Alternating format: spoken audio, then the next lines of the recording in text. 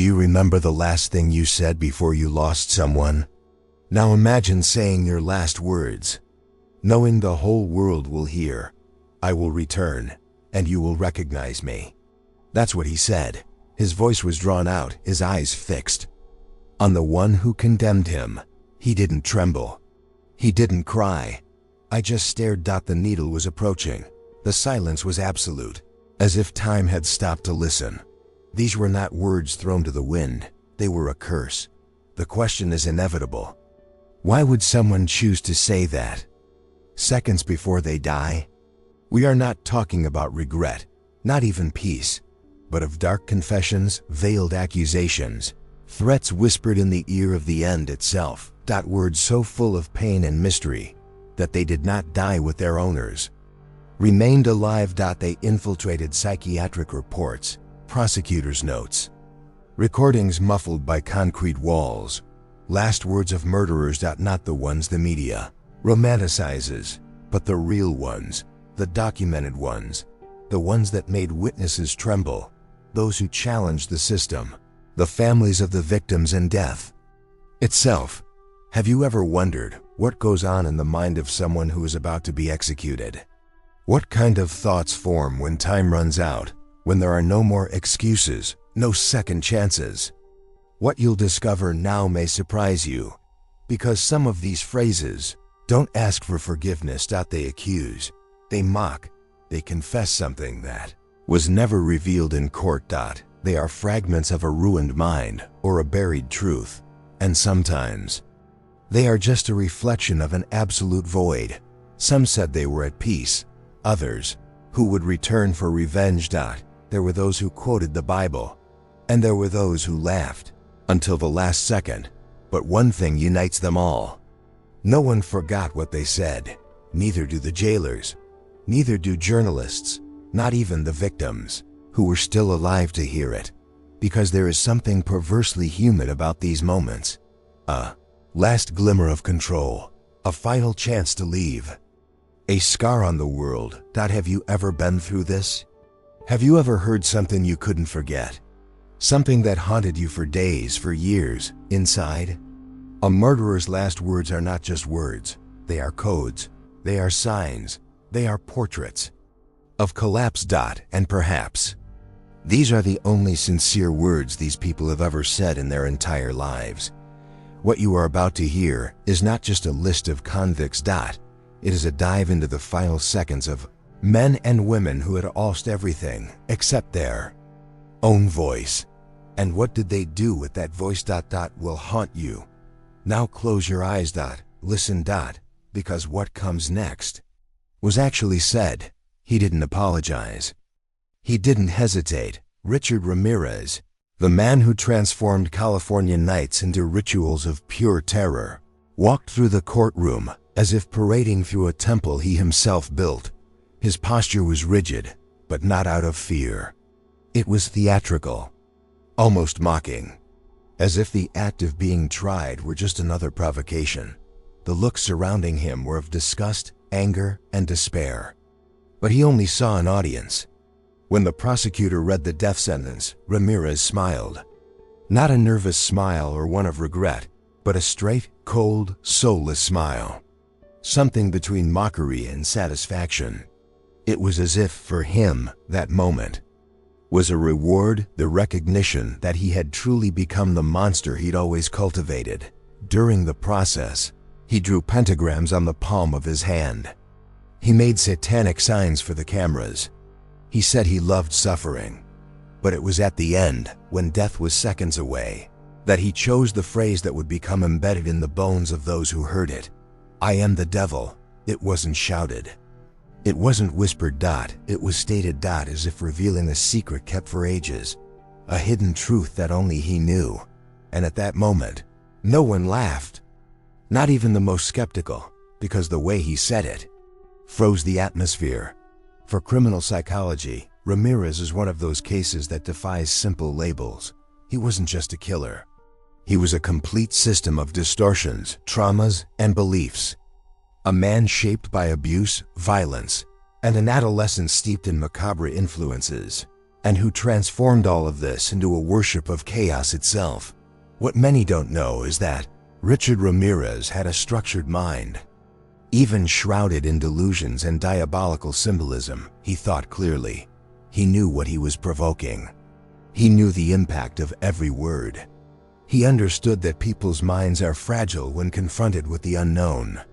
And it was there that he built his identity, in the vacuum between logic and fear. Saying, "I am the devil," at the time of his execution wasn't an impulse. It was a strategy. It was the final gesture of someone who wanted to be remembered, not as a human, but as an entity. The phrase still circulates in forums, documentaries, and books. Not for its content, but for the symbolic meaning it carries. It encapsulates the definitive transformation of a man into a mythological figure of evil. For some, this is just psychopath theater.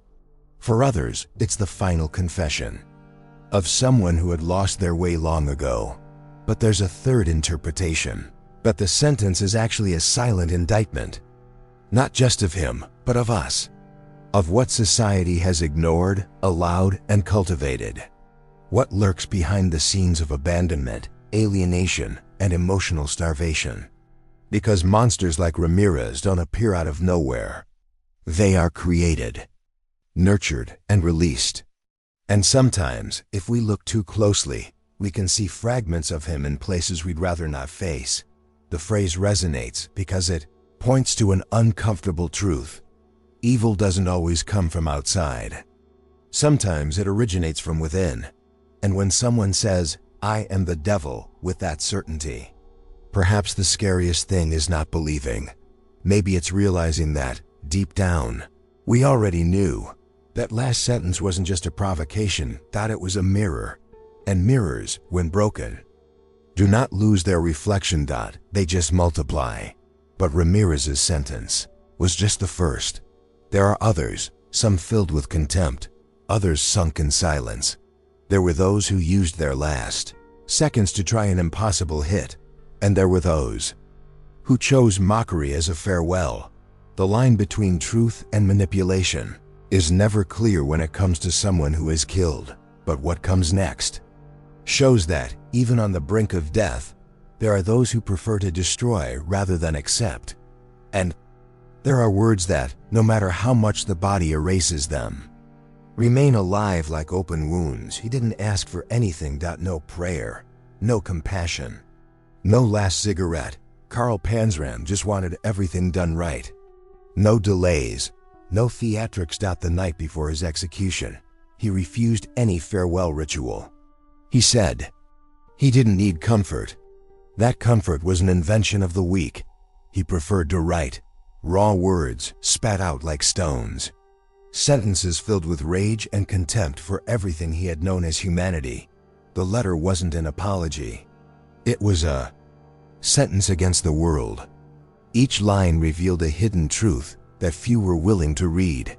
He had become what the world taught him from an early age. Raped by adults, beaten in institutions, thrown like trash from one cell to the next. He didn't learn affection. He didn't learn restraint. He learned survival. And in Panzram's twisted universe, survival meant striking before being struck. Killing was easy. Living. No. That's what he said. No tremor in her voice. No guilt in her eyes. And for the first time, those listening to him understood what he was really saying. There was something deeply disturbing about that sentence. Because it didn't justify. It exposed. As if he were revealing the dirty behind the scenes of what violence can create when it's forced down our throats from day one. A mind trained in pain can only breathe within chaos. Outside of that, everything. SUFFOCATES. That Carl Panzram killed more than 20 people officially. But he himself said the true count would never be discovered. His tone wasn't one of pride. It was cold. As if he were simply listing tasks completed. No remorse, no stumbles in his memory. Just the acknowledgement of a trajectory that was never redeemed, didn't even try to be. The most shocking thing is that, amid the explicit brutality of his crimes, There was a sharp conscience. He understood the system. He knew where the flaws lay. He knew how to manipulate, how to frighten, how to make fear an extension of his own breathing. And most importantly, he knew that the real punishment wasn't death. It was continuing to live. For him, being alive was the cruelest punishment. As he was about to be tied up, he looked the executioner in the eye and said, "Hurry it up, you bastard. I could kill 10 of you before I drop dead." The phrase wasn't a provocation. It was a reminder, because he had done exactly that before. Violence was no longer a resource for him, it was language. As officers took turns to contain the tension, the atmosphere grew thick, almost unbreathable. Not because of what he was about to suffer, but because of what he was about to leave behind. Because the death of someone like Panzram is no simple relief. She is a reminder that the system fails even before the first sentence. He grew up in reformatories that resembled psychological death camps. He was beaten by priests, abandoned by those who were supposed to protect him, and locked in cages from adolescence onward. The outcome was no surprise. It was a consequence, forced transformation, from boy to predator. The execution was swift, but what was left afterward didn't come out. Prison officers who were present reported that he laughed until the very last second, not as a mockery, but as if, for the first time, the world were fulfilling a promise. His words were not forgotten because they carried a different kind of pain. It wasn't the victim's suffering or the killer's lament. It was the cry of the complete failure of everything that should have worked. Justice, family, protection, humanity. Everything failed before he failed. Killing was easy. Living, no. This sentence exposes something few people want to face. Not every monster is born ready. Some are molded. And with each choice that is ignored, with each silenced aggression, with each unanswered trauma, what was human is broken. What was possible is closed. And what's left is someone like him. Panzram was not the first, and it wasn't the last, but he was one of the only ones to leave everything in writing. As if he knew that one day someone would open those pages and understand that behind the horror, there is something even more frightening. The truth that no one wants to admit. After him, others came. Some were silent. Others turned their own death into a stage. But one detail connected them all. None of them wanted to disappear in silence, because silence demands awareness. And some only knew how to exist within the noise. And it is in this noise that the next voice begins to form. Without asking permission. No chance of return. No mask. He stared at the ceiling of the execution chamber as if searching for an explanation that never came. His eyes were dry, but not because he lacked emotion. It was the exhaustion of someone who had screamed until nothing remained inside. Cameron Todd Willingham didn't ask for mercy. He didn't beg for forgiveness. He simply said, "I didn't do it." And the needle went in silently. The case was dismissed with the usual coldness of cases involving fire, dead children, and broken testimony. 3 daughters, all young, died in a brutal fire that destroyed the family home in Texas. The evidence? Suppositions. Soot spots, burn patterns, fragments that were read as if science were infallible. At the time, they said the fire had been intentionally set, that only a cruel father would leave those children locked up to burn alive. The sentence came like a bullet, the death penalty. But years later, the facts began to change. Fire experts, forensic scientists, independent experts, everyone began to deconstruct the basis of the trial. The same evidence used against him was, one by one, deemed outdated, inconclusive, even ridiculous. The conclusions left no doubt. The fire could have been accidental. The marks weren't clear enough to prove a criminal origin. And then came the question that was never undone. Was the executed man innocent? The response was never official. The state never admitted error, but the world around it reacted. Documents were leaked, reports exploded online, and parallel investigations were opened. Cameron Todd Williams' name began to circulate as a symbol of something even more frightening than the crime itself, the real possibility that the system had killed an innocent man. And then everything changes. Because the phrase, "I didn't do it," stops being just a denial. It becomes a denunciation.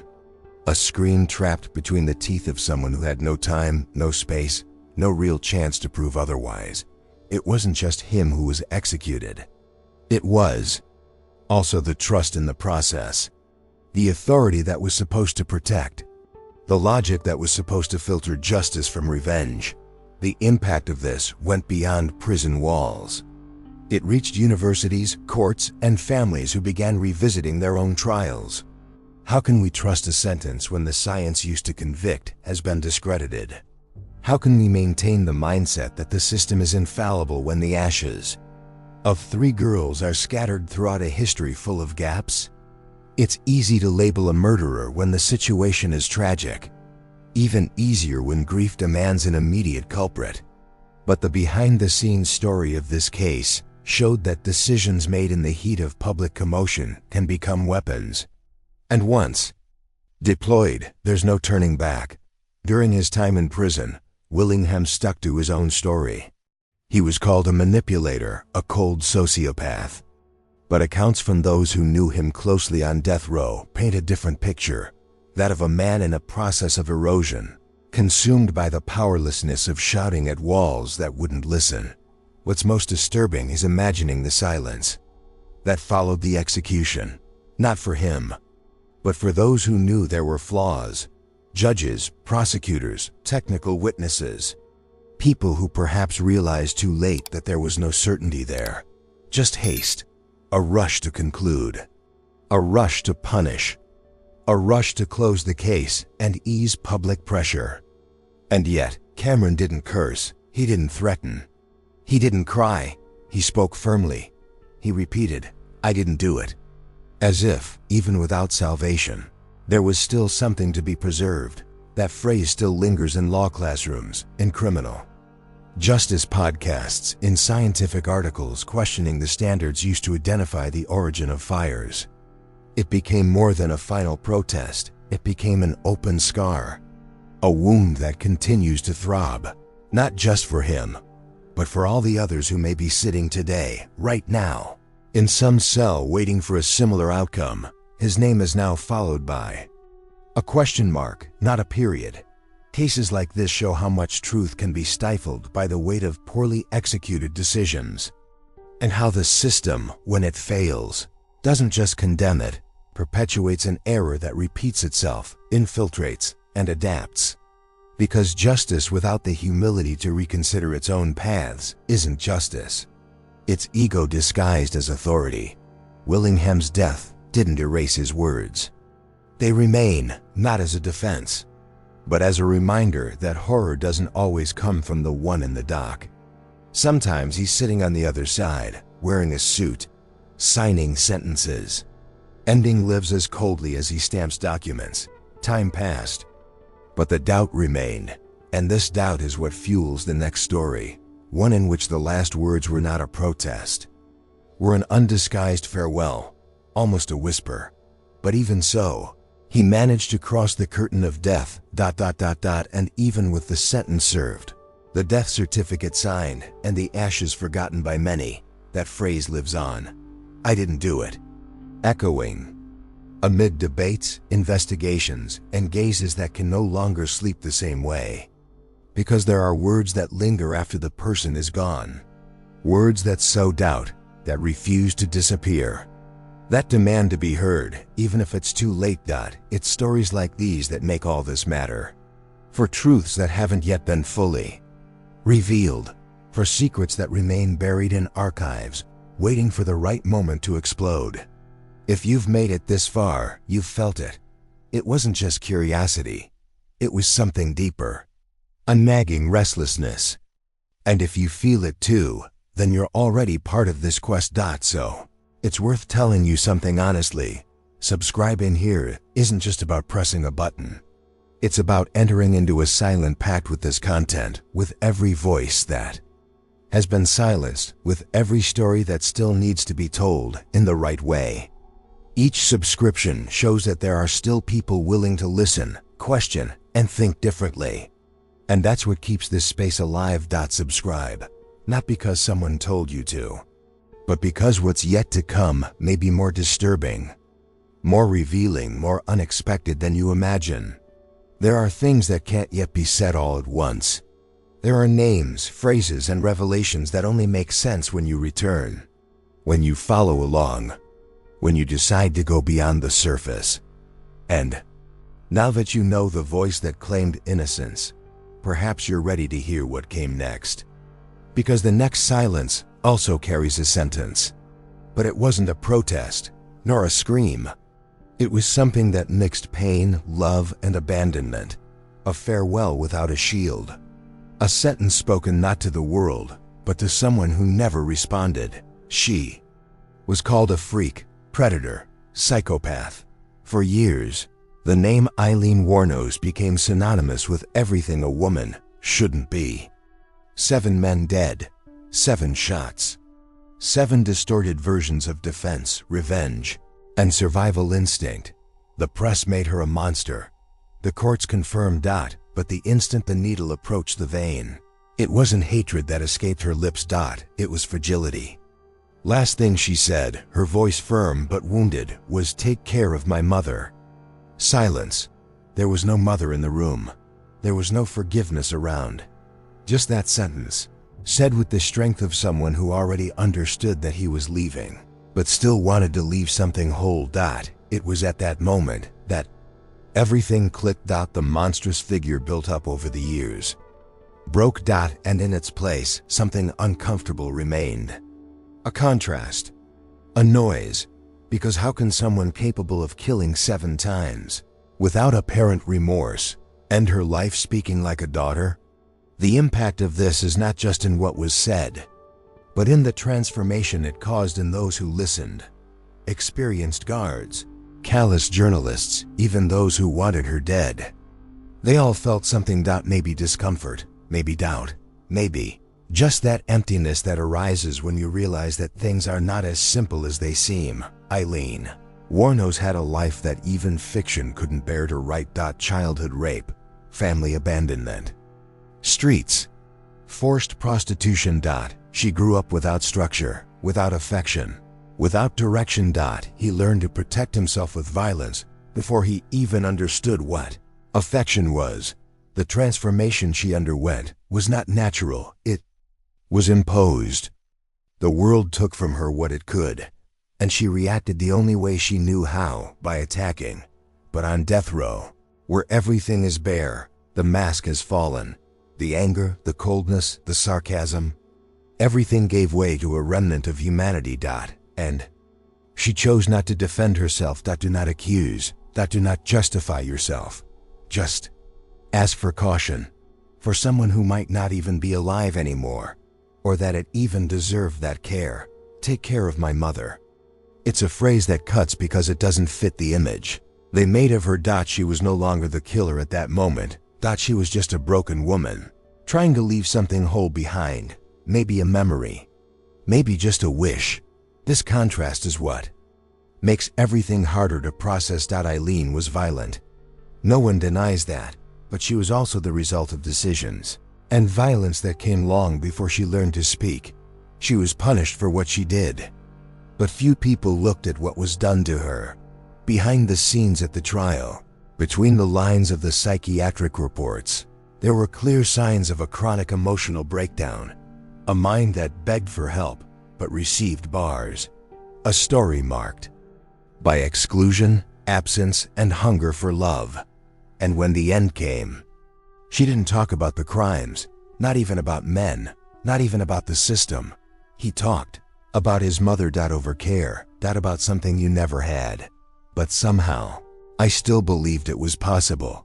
This is the part that almost no one wants to hear, because it is easier to judge than to understand. It's more comfortable to paint everything with black paint than to admit that even in the deepest darkness, there can be a point of light, even if weak, even if confusing. Eileen didn't say, Goodbye as a monster. She said goodbye as a daughter. And that messes up all certainties. It forces us to look beyond the label. It forces us to face the human being that still existed behind the sentence. Maybe that's why you're here. Because these stories don't provide easy answers. They provoke. They make you think. And if, until now, you felt this truth, this pain hidden between the lines, then I need to tell you, this type of content needs people like you. Subscribing here is more than just watching videos. It's giving voice to stories that deserve to be told in depth. It's about keeping a space alive where sensationalism doesn't swallow complexity. It's helping to dig deep where most people don't want to look. Your registration shows that there is still an audience for this, for the truth without makeup, for the names that no one remembers, for the details the media buried. So, if this makes sense to you, stay with me, because what is yet to come carries the same weight. The same tension, and maybe an even deeper abyss. Stay with me until the end, because the last words you'll hear today weren't said to shock you. They were said by someone who knew exactly what he was doing. And that, even in the face of death, chose to laugh. He said that in a firm voice, but it wasn't a scream. It was almost a whisper that was loaded with something heavier than hate. I'm innocent, but it doesn't matter. And of all the sentences that were said in that court, that was the only one that still lives on. Nicola Sacco and Bartolomeo Vanzetti were not common criminals. There was no blood on the hands. There was no history of violence.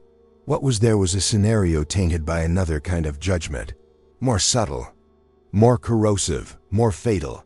Two Italian immigrants in the United States in the 1920s. Two faces that, for the newspapers of the time, carried the perfect form of the enemy. Not by the gun, but by the name, by the accent, by the ideology. The crime? An armed robbery followed by murder. The proof? Almost none. Ballistics disputed. Fragile witnesses. Contradictions ignored. But the verdict was already sealed before the trial even began. The political world wanted a message, and Sacco and Vanzetti turned the envelope. The impact was immediate. Protests broke out in the four corners of the world. Intellectuals, writers, activists, everyone pointed out the flaws, the loopholes, the rush, but nothing stopped the machine. When the state wants to show strength, the truth becomes a detail. They were condemned, sentenced to death, and they died.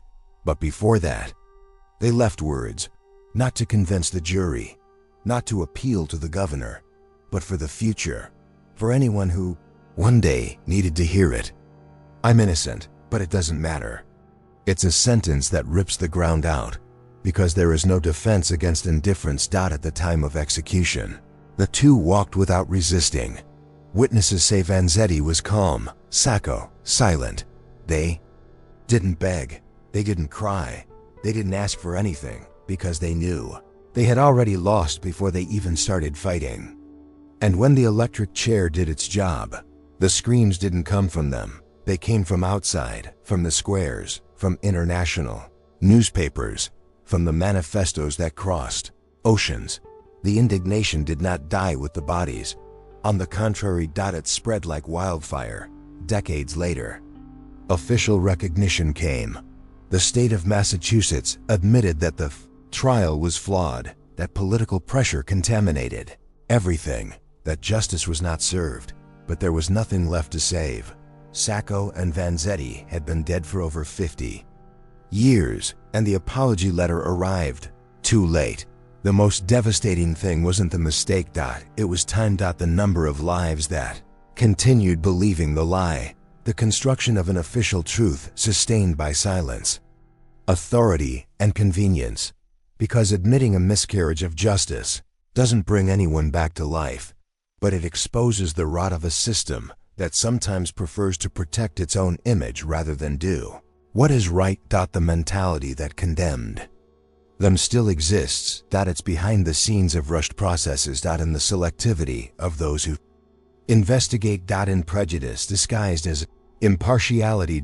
In choosing who is entitled to the benefit of the doubt, Sacco and Vanzetti became symbols, not by choice, but because no one else wanted to bear the weight of omission. They knew their deaths would not be in vain. They knew the transformation would come late, but it would come. And it came. In the books, in the movies, in discussions about what justice really means. Vanzetti's final sentence spoken to a reporter, with his execution already scheduled, carries a disturbing piece. I am not innocent only in this case. Have never killed. I have never stolen. And I'm not guilty. But my punishment is not for that. It's because of who I am. This hidden truth was little by little being illuminated. And now, so many years later, it still burns. Because knowing that the system killed 2 innocent men is not just ancient history. It's a mirror of yesterday, of today, and perhaps of what is yet to come. Their legacy is not of blood. It's voice. A voice that, despite being silenced, continues to echo in every hasty decision. In every sentence tainted by prejudice. They're gone. But the doubt, the impact, and the need for vigilance remained. That's why staying here is more than just following a case. It is recognizing that these names, these phrases, these open wounds, are part of a story that is still being written. With errors. With choices, with consequences that often don't fit into a 5-minute report.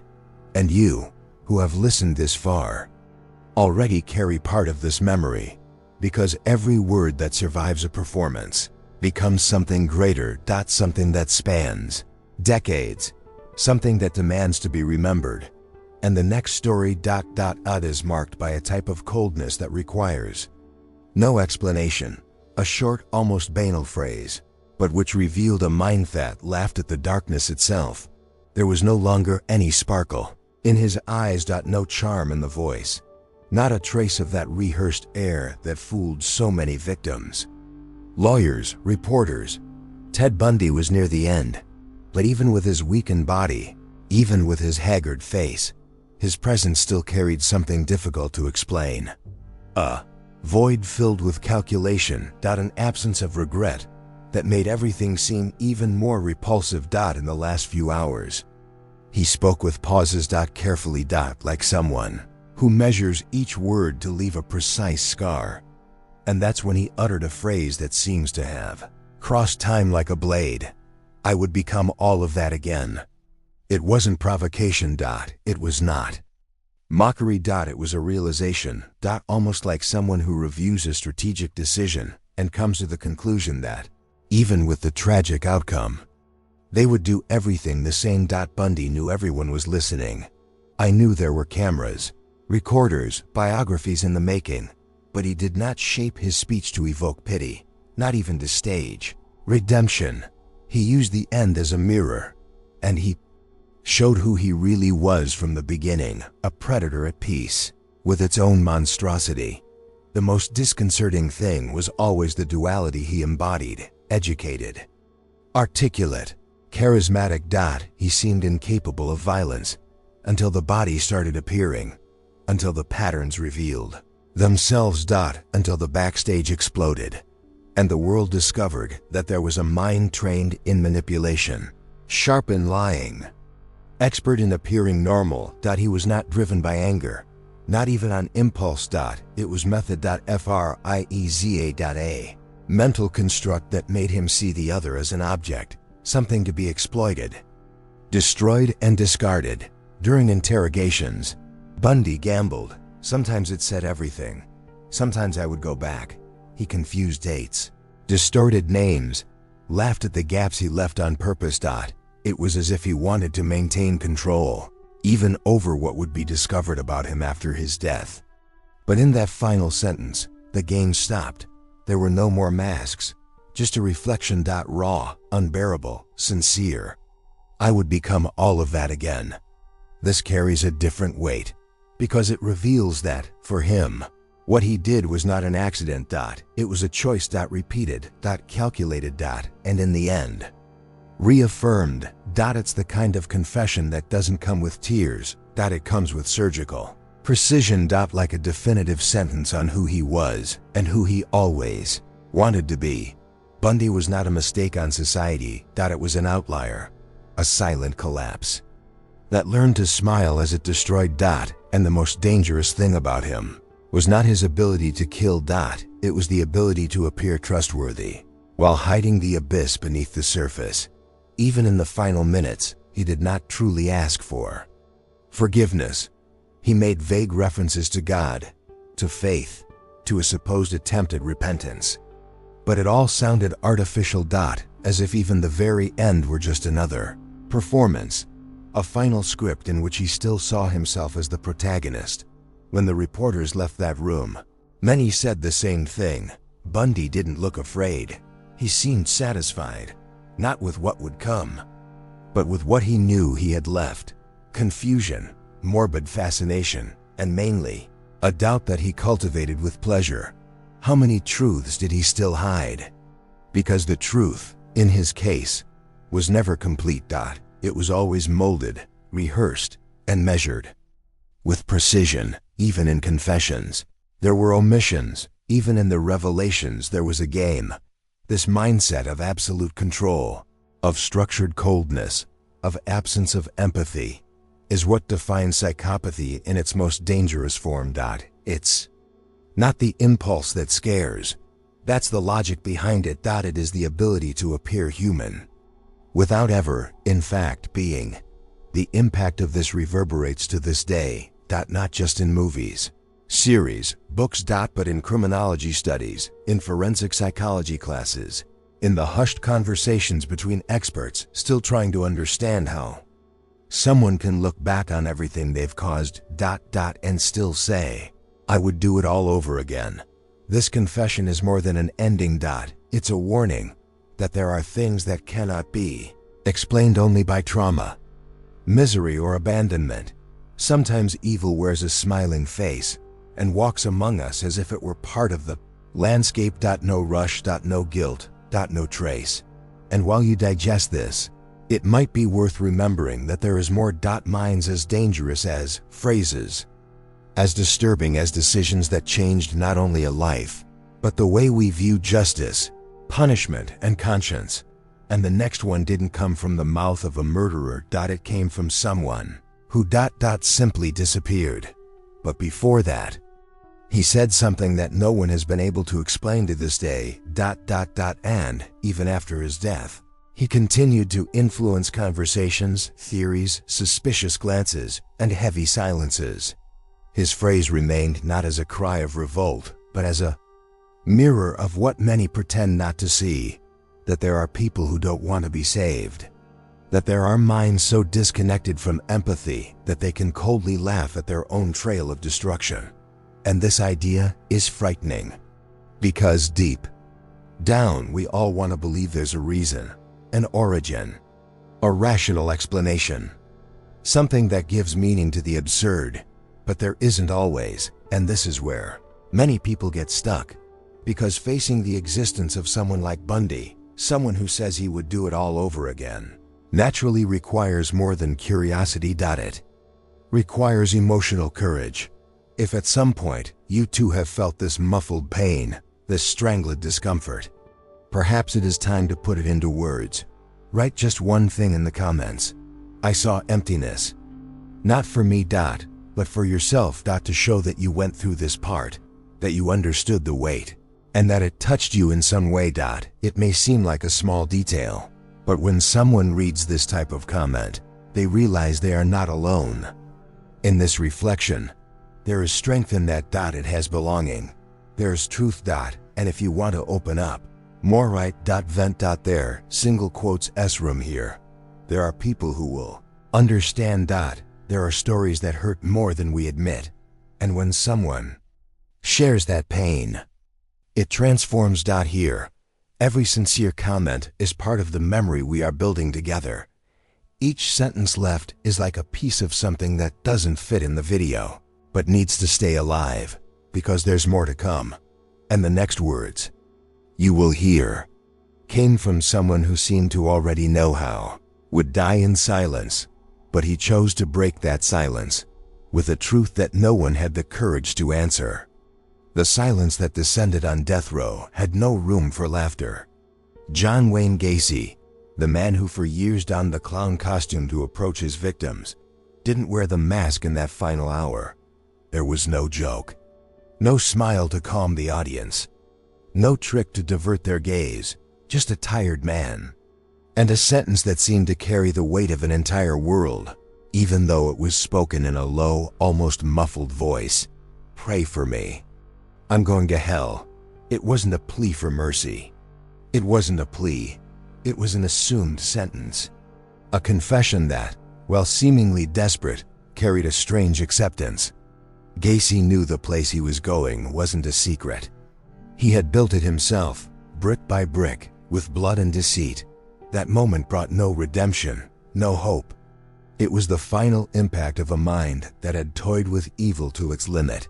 Behind the makeup and stage jokes lay a dark truth, a mindset that thrived on control and manipulation. Gacy was a master at creating false appearances, at hiding monstrosity beneath a facade of normalcy. And this contrast between the laughing clown and the ruthless killer is what makes his final words even more charged with meaning. It's the internal struggle of someone who recognizes the abyss, but knows there's no way back. Ultimately, his words echo the complexity of guilt and the fear of eternal damnation, elements that permeate many human stories, but which gain brutal intensity when spoken by those who have lived with darkness. The religiosity that shines through is not light. It is heavy, almost suffocating, as if Gacy were about to face not only physical death, but a much deeper judgment. The knowledge that there is no escape from what he himself has wrought.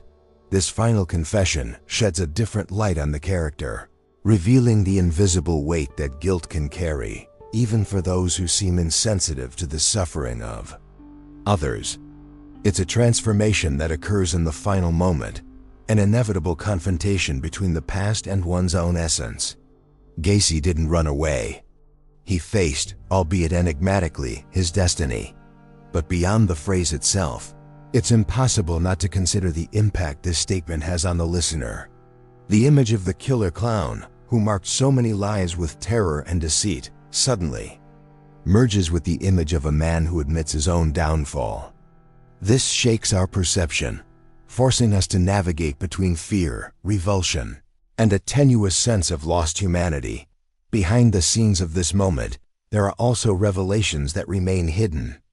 Details of how he prepared himself, the last thoughts, recorded by guards and psychologists, the attempts perhaps frustrated to find some shred of genuine remorse. Each fragment paints a picture that goes beyond the simple act of execution. It's an immersion into the complexity of the criminal mind, the silent struggle with the consequences, and this is one of the great truths hidden behind the last words of the condemned. They are not just final phrases. They are accounts of a transformation that occurs on the threshold between life and death, revelations that can change the way we understand decisions, fear, and existence itself. When Gacy said that, he wasn't seeking sympathy. He wasn't trying to manipulate the audience one last time. He signed off with a somber warning, a confession that felt more like a farewell to the world and to himself. A plea for someone, somewhere, to remember that the hell that awaited him wasn't just a place, but the result of the choices he made. And that sentence, spoken with that unsettling calm, leaves a shadow that lingers. Because what does it mean to go to hell? Where does this journey begin? And what's left for those who listen? These questions remain alive, pulsing in the minds of those who seek to understand not only the crimes, but the people behind them. In thinking about this, we are invited to reflect on the limits of redemption, guilt, and forgiveness, on the impact of decisions that shape destinies, and on how every story, no matter how dark, has layers that deserve to be explored, even when the truth seems untouchable. Meanwhile, the next voice we hear brings a different confession, less religious, perhaps more direct. A final sentence that touches on the essence of injustice, silence, and resistance. A sentence that, though short, carries immense weight and continues to provoke profound reflection. The sentence cut through the silence, like a cold blade.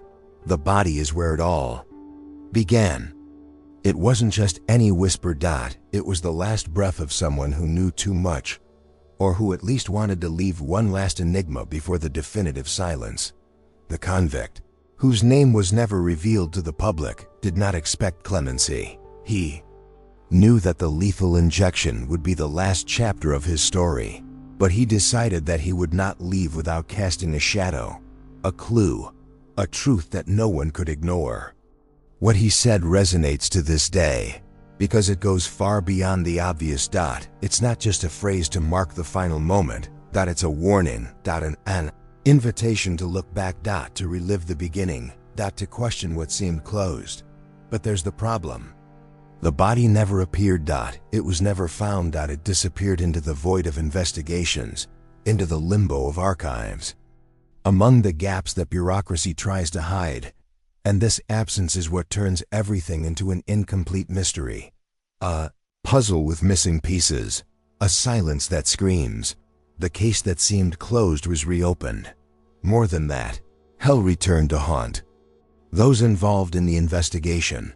Because when the body disappears, when what was supposed to be proof disappears, what remains is doubt, and where there is doubt, fear sets in. Fear that the truth has been buried, not with the body, but under the weight of omissions and secrets.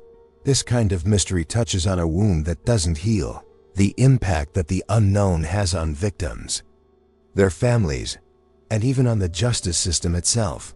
The growing feeling of injustice, that something was done in a hurry, without due care, that a fundamental piece to close the cycle disappeared, leaving the past open, pulsating, incomplete. Behind the scenes, there is talk of investigations that cross-reference documents, testimonies, and even unofficial excavations. Reports from those who saw, heard, suspected, but they never confirmed what everyone wanted to find: the body. Silence was what remained. The transformation of this case, then, is not in the crime itself, but in what came after. In the decisions that were made to try to hide or protect something. In the mindset of those who, perhaps, preferred to bury uncomfortable truths. In the complex game between what is public and what remains behind the scenes. That sentence, so short, so direct, carries enormous weight. Not only because it implies a hidden story, but because it reveals a final wish that someone uncover what was left behind. And this stirs the collective imagination, our desire for answers. We want to understand, we want justice, we want to close the cycle. But what happens when the cycle never closes? When what should be the end becomes a beginning? That's where the mystery turns into something bigger. Something that touches not only the victims, but all of us who witness, think, and feel.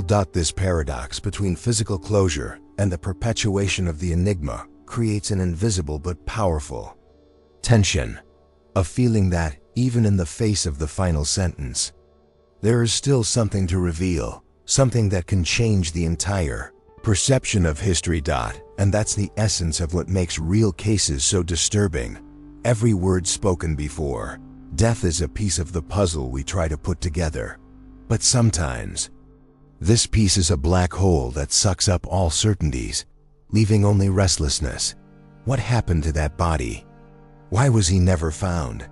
Who knows the answer, and why hide it?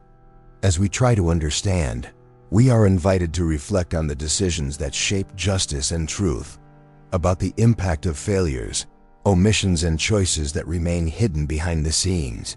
Because, at the end of the day, every story has layers that can only be revealed when we have the courage to look at what lies beneath the surface. Stay with me until the end. Because what you'll see next further challenges what we understand by justice, truth, and punishment. And perhaps, along this journey, you will discover that last words are not just final, but doors to worlds no one ever wanted to open. Timothy McVeigh did not seek redemption. There were no tears or regrets in his last words. Instead, what came was a cold, calculated warning that reverberated far beyond the prison walls. I hope you live with that. The phrase echoes like a silent curse, a heavy reminder to an entire nation.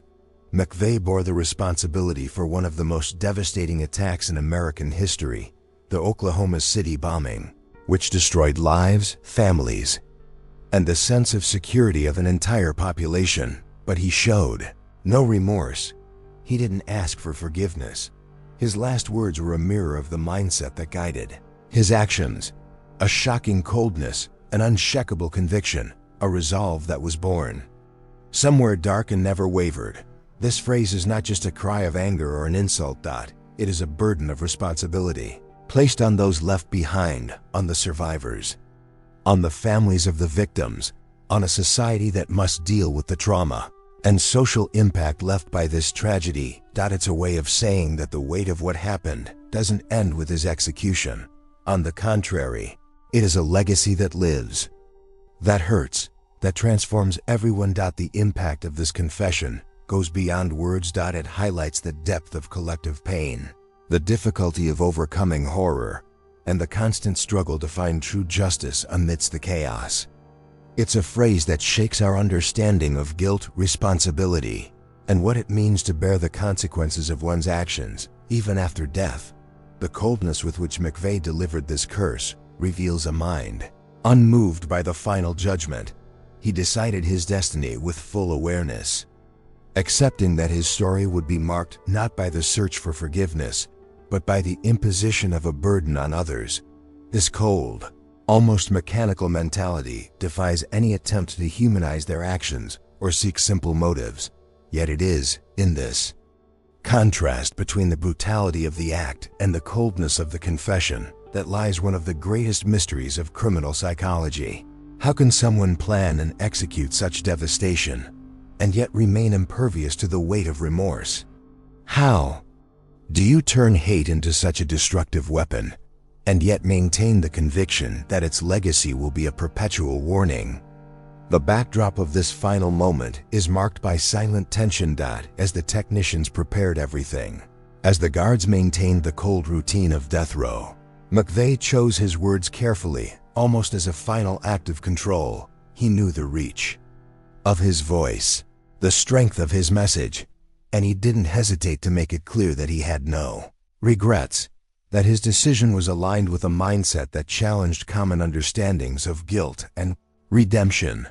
This last sentence became a point of reflection on social responsibility and the impact of individual decisions. It is a somber invitation to analyze not only the man, but the entire context that allowed such a tragedy to happen. It's a stark reminder that evil often hides behind ideologies, traumas, and choices that take root in a fertile ground of pain and anger. And for those who follow these stories, the question that never gets old remains: how to transform this coldness into learning? How can we prevent the weight of these words from continuing to generate more pain? How do you move forward when the past insists on casting such deep shadows?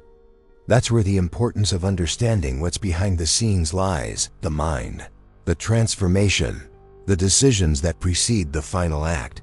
Because only then can we see beyond the surface and grasp the hidden truth, that tenuous thread that connects crime to the human condition. This journey is painful, but necessary, because true justice does not arise solely from punishment, but from reflection and the impact we have on the way we see the world. This voice that defies silence isn't just a final word. It's a door that opens to secrets many have tried to hide. Secrets that make us question everything about justice, punishment, and truth. And that's precisely why continuing this journey together makes all the difference. Here, each story reveals more than facts. It uncovers hidden layers, transformations in mindset, and the decisions that shape destinies, often in surprising ways. If you've ever felt that burning curiosity for answers, that need to understand what lies beneath the surface, know that this is just the beginning. The channel is a space where these hidden truths are not forgotten. Each video is designed to stir your mind, challenge your beliefs, and provoke that restlessness that makes you think beyond the obvious. And the only way to ensure these stories reach you, that this impact continues to grow, is through your presence here, following and being part of this community that seeks more than entertainment, that seeks meaning. Subscribing is more than clicking a button. It's a silent commitment to the unknown, a way to ensure that the next secret, the next confession, the next twist reaches you at just the right time. Because every word, every revelation can change the way you see the world, and it doesn't end there. The curiosity you feel now is the same that will drive us to explore together the mysteries yet to come. So stay close, stay tuned, because this journey isn't just mine or yours, it's ours, a connection that grows stronger with every story told, every truth exposed, every piece of the past we gain the courage to face. Subscribing here means being open to what no one else wants to face, preparing for the unexpected, accepting the invitation to understand the shadows that live among us. And before we continue, I invite you to stay with us until the end. Because what comes next will challenge your perception even further and leave you with questions that will echo far beyond this video. Velma Barfield was no ordinary voice on death row. She was the first woman to be executed after the death penalty was reintroduced in the United States, a milestone that carried not only the tension of the end of life, but the weight of a history that spanned generations. When she spoke her last words, it was not with fear or explicit regret, but with a phrase that remained etched in the memory of those nearby. "You will see me in your dreams." It wasn't a request, nor a plea. It was something deeper, a kind of warning, a whisper laden with mystery and a tension that transcended the physical and entered the psychological realm. The nurses who witnessed the moment couldn't close their eyes that night. The phrase reverberated in their minds like an invisible presence, a silent trauma that refused to be ignored. Some swear they felt something more, a shiver down their spine that wouldn't fade with the passage of time. This feeling that final words can carry a weight beyond the obvious isn't unique to Velma. The mystery surrounding her words opens a door to the unknown, to that which we cannot prove, but which insists on stirring our deepest emotions. The line between the real and the supernatural, between the conscious and the unconscious, seems to blur in that final moment, as if death were merely the beginning of another kind of existence, or perhaps the start of an internal struggle that is not easily erased. Velma carried a complex history of pain, addiction, and crime, but her final words suggest that beyond what meets the eye lay something darker, a hidden dimension few dare explore. This idea provokes reflection on the transformation that occurs not only in the body, but also in the mind and spirit as we approach the end. It's as if execution, more than a physical act, was a portal to truths we often prefer to keep locked away. The impact of this sentence goes beyond immediate fear. It highlights the weight of the psychological trauma, not only for the convict, but also for those close to her, who bear the responsibility of bearing witness and living with the silence that followed. This invisible tension that sets in after her final words is a true portrayal of the behind-the-scenes nature of the prison system, where the line between life and death is thinner than we imagine. Between the lines of this moment, it's possible to capture revelations about the human mind at its most extreme. As a final message, Velma seems to want to say that death doesn't erase everything, that there are echoes that linger, memories that refuse to fade, and a presence that somehow lives on in the minds of those left behind. This idea transforms the execution into something that transcends the physical, bringing to the fore the debate about the soul, the unconscious, and the limits of our understanding. As we reflect on this, we are invited to question what the end truly means, whether the final words are simply that, or whether they carry a hidden truth that challenges our perception. It's an invitation to look beyond appearances, to the details that often go unnoticed, to the decisions and transformations that occur in the shadows behind the scenes. Velma Barfield left more than one sentence. She left a mystery that spans decades, a sign that stories involving the end of life can be much more complex than they seem. It's this complexity, this mix of pain, fear, mystery, and revelation that makes us want to understand more, to delve deep into the minds of those who were on the brink of death and emerged with something to say. If you've made it this far, it means this story stirred something within you, perhaps a restlessness, a doubt, or that feeling that not everything is as it seems. This type of content is designed precisely to provoke this awakening, to question established truths and reveal the shadows many try to hide. Therefore, it's worth sticking around, following every detail, because the journey is long and full of revelations that can transform the way you see the world around you. If you want to be part of this journey, this is the place to do it. Signing up isn't just a click, it's a way to ensure these stories keep reaching you, that the investigation continues, and that justice, even when delayed, finds its voice. And if any of the words here touched you, how about leaving a comment, saying, "This message was for me"? It's a simple yet powerful way to show that you're part of this quest, this movement that doesn't let things go unnoticed. And since we're talking about connection, a like also helps strengthen this network, this community that understands the importance of questioning, of denouncing conspiracies that attempt to erase truths, and of standing firm in the pursuit of justice. It's not just a digital gesture. It's a way of making noise, of saying we're not alone. Now, for those who want to go further, there's a video here that expands on this topic in a way you might not have seen before. It's a natural continuation of this conversation, full of details and revelations that deserve to be known.